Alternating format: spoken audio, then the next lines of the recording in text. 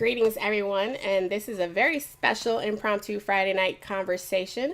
I have the honor of being joined by Ashlee Marie Preston, editor in chief of Wear Your Voice magazine. Thank you so much for taking time, because I know you're super busy right now, but thank you so much for taking a little bit of time to chat tonight. I appreciate you. Absolutely. So one of the things that I had just really been struck by since I started following you, since we became friends on Facebook, is just the veracity with which you approach not only, different issues happening within our current political and social landscape, but, really being able to advocate for your position regardless of, whether or not the people in the surrounding environment agree with you. And a lot of people might think that, oh, well, that's what you're supposed to do. We are living in the times we live in, but there are still so many people who aren't really willing to put it out there and stand up for issues that matter for themselves, for other people. But you seem to just go for it. Most recently, I've watched you challenge Charlemagne the God from Power 105's The Breakfast Club, and Caitlyn Jenner. How do you do that? Like there are some people who will say, oh yeah, that's bad. Oh well. How do you take that strength to not just say I stand for this, but to really challenge people head first and on these positions or issues where they're messing up? I think it's really about just remembering the shoulders of the giants that you stand on. Mm-hmm. We have a framework, and oftentimes we find ourselves recreating the wheel, and we don't have to. Everyone who is not a wealthy, rich white man in America has benefited from radical activism and from people that have thought outside the box and took steps that were often without absolute guarantee, but that's the difference between life and death. I feel like a lot of people have the privilege of kind of being moderate or neutral, or they can hang out on the fence for a little bit and kind of watch it all go down. But I feel like as someone that's impacted by multi-tier marginalization, because I'm Black, because I'm a woman, and because I'm a Black trans woman, I don't have that option. It's life or death for me. So I just I recognize that the fact that I'm still here and that I haven't been impacted in the way in which I could for being a Black trans woman, I recognize that it's my social responsibility to advocate for those who can't advocate for themselves. That last part of what you said about advocating for those who can't advocate for themselves and feeling it's your social responsibility, that is something I think that is just so important for so many of us. Even though we may have these intersections or these points where there is a point of marginalization, or we have experienced some type of oppression in the situation, but acknowledging that because of other factors, other things in our lives, that we do have an opportunity that other people similarly situated possibly do not have. And certainly, with your, foot in the world that you work in, and as editor in chief of not just, any magazine, of, such a crucial magazine that is providing commentary and voice in a space where oftentimes, when we're thinking about Black and brown women, when we're thinking about Black and brown voices are not represented at all. Well, I think the other piece to that too is we're represented, but it's a altered version of who we are. We are shown and depicted through the lens of the cis male gaze. You know what I mean? And so we're taught how Black women are supposed to be, or we're taught how trans people are supposed to be, or how women are supposed to be, or how, people with disabilities or people who have mental health challenges are. And so we continue to allow ourselves to see ourselves through other people's eyes. And what Wear Your Voice does is we actually allow people to self-identify and for them to tell their own stories, because no one can tell our stories better than we can.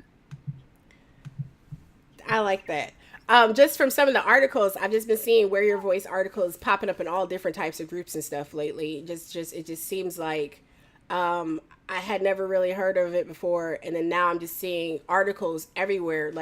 And I think that effort to make sure people are telling their own stories, their own voices, as it affects them in the world that we're living in right now, is resonating. I was actually looking at a STEM group for my daughter earlier, and I saw a Wear Your Voice article dropped in there, and I was like, oh, cool, I know this magazine. But you know, how do you deal with, though, some of the maybe pushback or criticism that you've experienced, you know, recently, particularly like in this past month with the confrontation, or I guess the accountability session, I would say, that you had with Caitlyn Jenner at an event?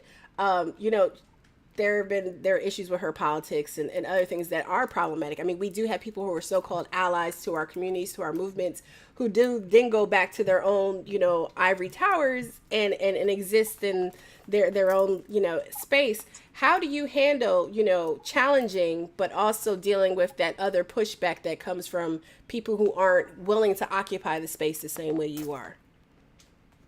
If you don't make enemies along the way, you're not fully speaking the truth.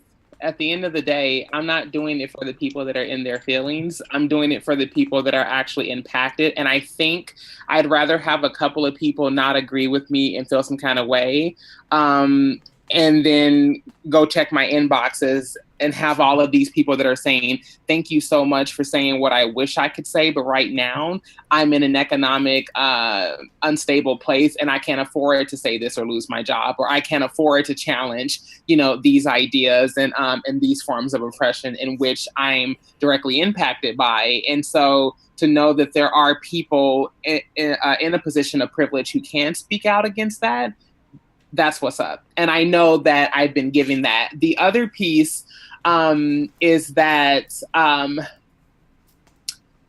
I think it's, I don't know. I'm unique in that I remember growing up, it used to get me a lot of whoopings. I used to get in a whole lot of trouble because I would say things and my mom would be like, you don't say stuff like that. Like that's, you know, or that's an adult, or that's, you don't challenge that. But I've always been a challenger. I've always been someone that's not afraid to speak my mind and say what it is. And I think that there was a time in my life where I think I was waiting for my tribe, and I was waiting for somebody to speak the contents of my heart, never realizing that I could be that first person and that I could create that tribe and I could lead it.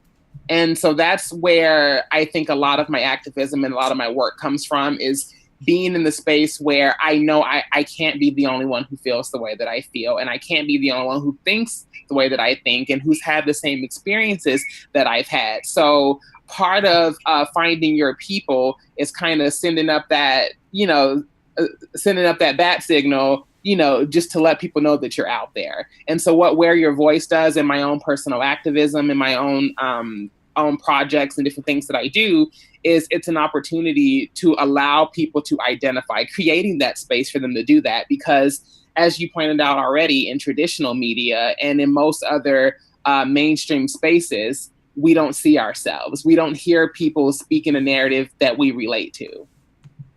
I absolutely agree with that. And I think something, just to go back to something you touched on, you know, just a few minutes ago, when you just said it's not an issue of representation as much as it is how we're represented and who's representing us and how it's being filtered through a lens, I think you said, of cis white gay men. And I think that was just really... Well, cis men, because... But cis men, period, right? Like, yeah.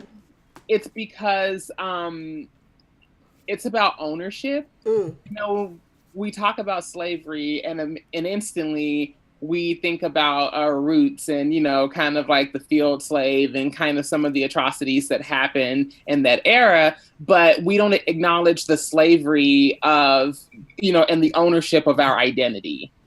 You know, the fact that our people continue to profit off of our pain and oppression, and they continue to own our stories and own our experiences. And I think 2017, about taking back our power and recognizing that we don't have to be complicit in the further marginalization of ourselves and of our respective communities. Absolutely. And I was just thinking when you were saying that, and what you just said is just even kicked it up another notch about not being complicit in the further marginalization of our own communities is so serious and so strong. I mean, there was a recent, I guess polling was just recently done showing like Black women's confidence in the Democratic Party has been waning. And I know folks are jumping all over that, like, yeah, Democratic Party sucks, but it's not just whether Democrats sucks, Republicans suck. It's about our own value and worth into systems that we've put so much time and energy and work, right? Like there are systems that are literally built on our backs. There are movements built on our work and on our backs. And unfortunately, Black women, and particularly Black trans women, are not seeing any of the support in exchange oftentimes, or not seeing any of the rewards. Not that we're in this for a reward, but at the same time, when you put so much into something to at times not get much or anything out of it, you start to reevaluate your situation, your scenario, and whether or not your relationship to other people and other factors. And I was just wondering, just what you thought about this, about how we are, to use Maxine Waters, reclaiming our time, reclaiming our power and our space in this moment as we're really carving out, how to move forward and what that looks like. We need to bring ourselves fully into every space that we enter. That's really where it's at. Whether you choose, I know one of the biggest arguments was that some people were like, oh yeah, and it wasn't many people, but going back to Caitlyn Jenner, they were like, well, so what are you saying? You can't be a trans woman and be a Republican? And it's like, you could do whatever you want to do, but you have to be prepared for the consequences that come with the decisions that you make, and be ready to take accountability for your actions. And so when we talk about party lines, and when we talk about, I believe this, I believe that, I voted for Bernie, I voted for Hillary, you are to be loyal to your own flesh before anything else. And I think that that's the problem that we as the African American community have had historically, is that we continue to put all of our eggs into other baskets, hoping that we're going to be able to benefit from white privilege. And it's the biggest delusion, and it is the biggest delusion ever of all time. You're never going to be able to access that level of privilege. It doesn't matter what college education you have, or how much money you make, or who you marry, or whose baby you have, or who, at the end of the day, there's always historically, globally, been that battle and that struggle of trying to find validation and worth in a world as a Black person, in a world that's anti-Black. We talk about anti-Blackness, but it's global and it's historical, And so I think that when we start lifting each other up, instead of allowing ourselves to be weaponized against one another, we'll begin to realize that we have more power than we think, which is why the system of divide and conquer is in place, and it's so successful. When you look at the field slave and the house slave dynamic, and making one feel they have a level of false privilege over the other, and the ways in which it brainwashes us, and it makes us think, and then we start to play into these respectability politics that are only for the respected. We're not respected. We're not respected. So yeah. You got to give respect to get respect too. And oftentimes there's just this expectation that we're just supposed to do. That'll all get worked out some other time. And it's like, no, we keep saying next time, later. But we literally are expecting, those of us that do exist in certain marginalized spaces to keep putting it on the line always. And I think you said it perfectly. We're always putting our eggs in other baskets and thinking that somehow some of that white privilege is going to trickle down. And for some people it does, right? It might a little bit. They think it does anyway, but it doesn't come far enough. But at what cost? Because Absolutely. None of us, until all of us are liberated, none of us are. None of us are. And that's what happens, is that people get just a taste, just a sample, just the crumbs that fall from the table, and all of a sudden they're okay. And then we're no longer aware or conscious of the other ways in which we continue to be oppressed, and the way that the bar is lowered. So it will touch us eventually, whether it's today, it's tomorrow, it's next year, it will get us. I've been talking a lot lately about the Holocaust, and even like in Germany, and how, there were Jewish people who were, they were not, Eastern Europe was like the terrible part, kind of like what they would have called the hood. And, we're not like those Jewish people. We're different. We're educated. were business owners. And when it all came tumbling down, they were the first ones to got together. They were the first ones because they were the closest, they were the most accessible, and they were the biggest threat because they were going after something that was that many felt wasn't theirs. Just like what we're looking at with the social and political climate right now. What we're facing with Donald Trump in the White House is just retaliation because we had a Black family in the White House. They don't wake up and get that. This is retaliation because they had to watch a Black family get up and walk in and out of the White House for 8 years. Without scandal, without anything. And when nothing you could say, I mean, whether people have valid criticisms or critiques, policy wise is a whole nother story. But all the egregious issues that were alleged against the Obamas, right? And the way they dogged them and talk. I mean, yeah, like people would literally, the smoke would literally come out their ears and stuff when they would mention them. There were people who refused to call him president. I mean, it was astonishing. So it's and then we get this buffoon, right? Like people would talk about how Obama's not qualified or whatever the irrationality of some of the statements that were made about him by certain factions, certain individuals who now have to sit here and watch this buffoon in the White House now. I mean, when he what is it? He called Kim the head of North Korea Rocket Man this week.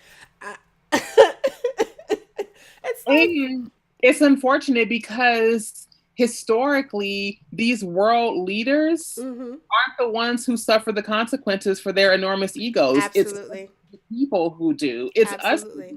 I wish we can do this like 1985 and have they ass go out in the backyard and fight it out. You know what I mean? Take that out back. Y'all handle that. That has nothing to do with us. Literally nothing to do with us. No, go ahead.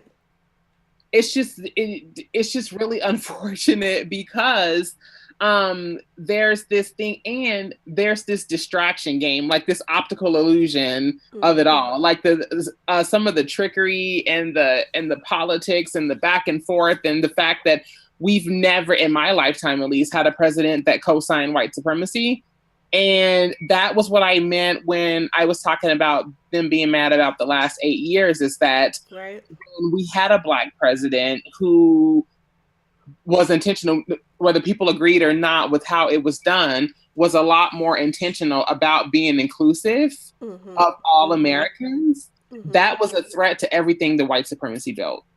I think it's really interesting when we note that, right? About how, Donald Trump has, it's not even like dog whistling. It's not, because, we've seen some of that in previous, years with folks, the little, people might say a little line that could be interpreted, or they might do a photo shoot someplace that could be interpreted a certain way or read, to send a signal. But he's just blatant out in the open. He was that way through this whole cycle. And it was, I don't know, I think the only thing that really surprised me was how many people who were surprised that this was how he was going to act. People like, I remember when Russell Simmons penned the op-ed talking about like how appalled he was. And I'm like, dude, you talked about how this was your friend all these years. How did you all this goes back to what you were saying, at what cost do we ignore certain things to get ahead? Because there are so many people who are quote unquote on our side who did socialize with him, who did interact with him for decades, right? And then now he has risen to become president. And part of how white supremacy not only thrives and festers and is now blatantly, openly, once again running the country, it's because people provide cover for it or make excuses, or he's just an eccentric, billionaire, millionaire, whatever he is, right? Or he's just this, or ha ha ha ha ha, whatever, what's it hurting? When in fact, there you can document and see where he has intentionally tried to hurt people, from the Central Park Five and the big ad that he ran back in the 80s. To the housing discrimination. I mean, to his awful business deals. I mean, and let's not even talk about, the stuff with women and sexual assault and things like that. Like, there's so many different things that we ignore. I mean, we can move away from Donald Trump and mention R. Kelly. There's so many different people that get excuses made for their really egregious behavior. If they were an average person, they would be under a jail someplace. And that we've seen in some way how that has backfired now because this idiot is sitting in the White House. He's in the White House because America didn't get the president they wanted. We got the best. We got the president that was the best reflection and representation of who we truly are as a society. Donald Trump just raised up the rug and just let it all come crumbling out. That was the thing. We have to stop pretending like we're this amazing, free, beautiful, gorgeous, inclusive country when we were built on the backs of slaves. It was all about genocide and slavery and all of that. And historically, we don't even have the capacity to tell the truth in history books. You know what I mean? Yeah. In our educational institutions, about what happened, who we are, and how we came to be. And so I think that the reason why he's in office is because we can't come together, because there are so many different forms of lateral oppression in America. So it's like, yes, I'm a Black person and I'm champion Black rights, just as long as, it ain't no faggot. I ain't with that faggot shit. Pardon my language. We got to say it. You got to keep it real, though, because that's a real issue we got right now. Yeah, it is about being a woman, but if you were born male, you're a man, you're not a woman. So that's different. You know what I mean? And so when we start making excuses for our own phobias and hatred, we can't expect for us to all be able to come together to support one common idea or democracy when we can't get our stuff together at home. And that's where it starts. Donald Trump, we all, as a nation, gave a piece we contributed to his presidency. Any kind of bias, any kind of a discriminatory belief or ideology, or whether it's through the church, whether it's anti-LGBTQ, lateral oppression is the reason why Donald Trump is in office. I think, and what you just said too, just keeping it all real like that, and it's not even that people have to be perfect, right? It's not that you have to be perfect, peace and love, loving everyone, but at least acknowledging, where your missteps to be, learning to be better, right? Because I'll share this with you because I've shared this publicly before. Like, I had to learn, right? And my first instance of being in a situation where, people, part of introducing yourself in a space, everyone was asked to give their pronouns. I had never had to do that before. And it wasn't until that experience that I learned how much of a privilege even that was, right? And so I did it. And I was just like, well, whatever. I was like, well, the way I grew up, I've never had to do that, blah, blah, blah. I made all these excuses. And folks were in the room were mad. But at the same time, there was a brother who took the time, even though he was upset with me, to explain why that was problematic. And I'm someone that thought I was always someone who was a good ally. Like, I believe, people are entitled and, we should respect everybody and everyone has equal rights and blah, blah, blah. But it wasn't until I had a situation like that shook me and made me come to face something that I was doing out of ignorance that was impacting other people in the room. I'm like, man. And so that really knocked me back, because here I am thinking I'm this really great advocate and ally and champion and stuff like that. And so that really knocked me back. So I really have to step back and just listen sometimes and learn, because no matter how, well evolved we think we are, we still have a lot to learn and a lot to process. And that experience, it's constant. It is. Life experiences are always evolving. And the thing is, it's nothing wrong with having learning opportunities. It's when we're faced with those opportunities to grow and evolve and we deny and reject them. Absolutely. And there are people that consciously reject ideas, and they know in their heart of hearts that it's not the ethical thing, it's not the morally conscious thing to do, it's not, but they don't care. Right. Well, they just want to brush it aside because they want us all to be united, because Trump is so evil, especially like right now, right? Trump is just so awful. None of that other stuff really matters because that's divisive, and we all just got to come together. And that's what I found was so interesting in the pushback you were receiving, going back to the Caitlyn Jenner situation for a moment, because what you were directly challenging was hypocrisy on her part in terms of it's like you said, it's not that you can't, have the political beliefs or views that you have, but you're going to be accountable and responsible to people, and you're voting, you're supporting someone in a manner that is directly antagonistic to my very existence and ability to live. That, it's almost like, and then by giving money to like trans organizations, like it's going to be okay. First of all, some of these philanthropic efforts are nothing more than a racket scheme, because it's a way to get out of paying the taxes that you're already not paying as a rich person and as a part of the 1% in America. So a lot of this shit is check fraud. And going from there even to the fact that you continue to capitalize off of the trans community and turn us into like a social experiment and an extension of the Kardashian brand. Like nobody signed up for that. And so I think that what my biggest problem with that was that you have assigned yourself as the gatekeeper of the trans movement, and she somewhat co-opted it. So she's like the Christopher Columbus of trans identity. You sailed your ass over here and started speaking on behalf of all of us as a spokesperson, and then you're speaking like live stream all the way from your beach house in Malibu. That's problematic. That's problematic. And then when people actually tell you like, hey, this is sensitive, you get indignant, you start like turning up, and it's like that was what that was about. Right. I think that the biggest reveal that we got to see from that experience was not Caitlyn Jenner getting dragged. I had to be very clear that I was not there to educate her. I was there to deliver the consequences. I was there to inform her that her free trial had expired. And so beyond that point, we got to see the ways in which people of color were weaponized against other people. Absolutely. Even one of my closest friends, Black trans woman, that people saw that too in the video. And I'm just kind of like, why are you kind of like stepping in front of a moving bus to defend somebody who won't give a fuck about you once the tire marks are left across your forehead? They're not going to care. And people need to, let's just be honest. I've read different accounts from folks, from trans women of color about, her attitude towards them once the cameras have been gone, whether it's, not letting someone, I can't remember which sister it was talking about how the elevator. Yeah, the elevator. Yes.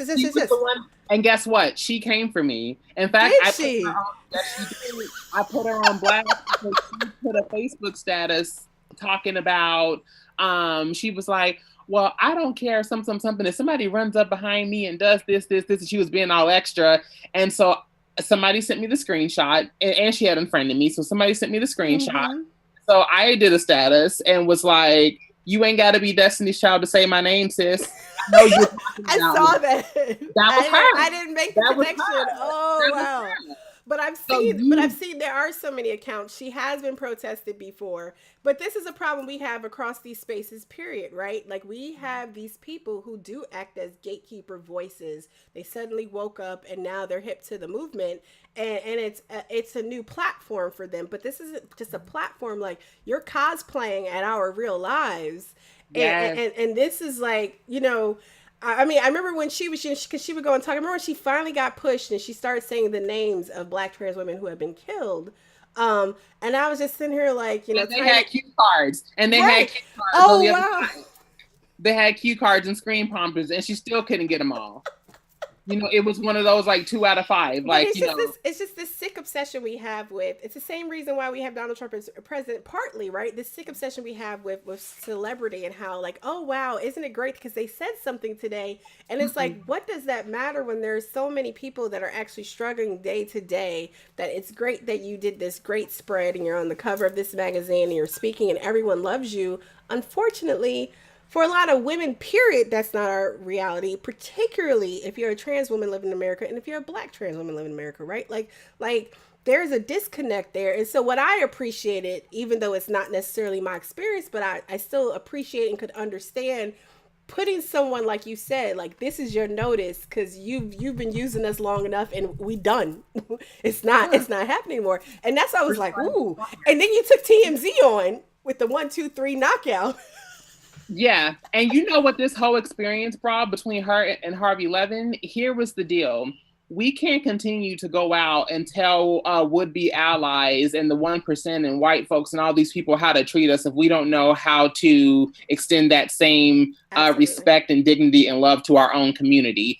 We want to always make it about outside issues, they, them.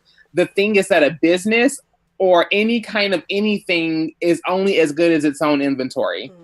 So if we can't take our personal inventory as a community and have a strong, meaningful internal discussion on the ways in which we continue to be a block to our own progress, we're not going to get anywhere. And I feel like most of the conversations that I've had to have, like deep, spiritual ones, are with other people of color who are unaware of the fact that they're being weaponized and they're being a puppet to the propaganda, and they're continuing to play out that narrative that, that, oh, you know, that we can't stick together and we're this and we're that. And no, there's one, we need to just do better. And so I think what makes my platform so unique is I reach from the inside out. I reach from, I reach the surface of the wig and underneath. You know what I mean? And so, and people haven't seen that because usually it's one or the other. You either have the Stacey Dashes who their full intention and the Omarosas and their whole intention is way off of, that's why they do it. You know, they're cooning for corruption. You know what I mean? But with me, it's a little different because it's saying, I love you and respect you so much. I see you in your full entirety, purpose, and potential, and I'm not settling for less. Yes. You know, yes, absolutely. Like Sojourner Truth. People talk about like Harriet Tubman and Sojourner Truth and these people that were these like radical leaders, but they don't talk about the times in which they were carrying pistols in the Underground Railroad. Like, you know what? I know you're tired. I know you're weary. I know you're afraid. And I know that, you know, there's so much at stake, but you need to come the fuck on. And they got that gun, but you're going to walk. And so that's what I give to my community. Black, trans, LGBTQ, it does not matter. We have come too far. There are too many people that have shed blood, sweat, and tears, and there is so much at stake. I am not here for the stupidity. We need to do better. So, no, you're absolutely right. And that's why I do appreciate, you know, your own individual platform, where your voice itself is, you know, building and growing. Because we do independent media platforms, those outside of traditional mainstream, you know, norms and values are so crucial and so important for making sure that these narratives, these conversations do get had and are being told. And we have to, like you said, we have to tell our own stories and we can't leave it up to something. And I was so proud and so appreciative of the way you handled the Team Z back and forth nonsense and how they tried to handle you, because it is definitely about self-determination and making sure our narratives are ours and not whomever with whatever box or agenda they have are trying to construe it. And it's very rare that you can find people who are actually able to, in that scenario, control or flip it like that, like the way you did. They saw that girl in that video. They thought they was getting ready to get shake and go tresses. That they thought they were getting ready. I was going to be on there like popping and singing Cardi B. I was getting ready to go on there and really go in, and they were, you can see it, like they were shocked. They were just like, who is we were told we were going to get the girl from the video. You do have her, you know? And the thing is, there's a time and a place, you know what I mean? There's a time where you need to bring love, and there's a time where you need to bring lashes, you know what I mean? Like, just get them right together. You know what I mean? You have so many quotables, Ashley. I'm one walking soundbite. You do.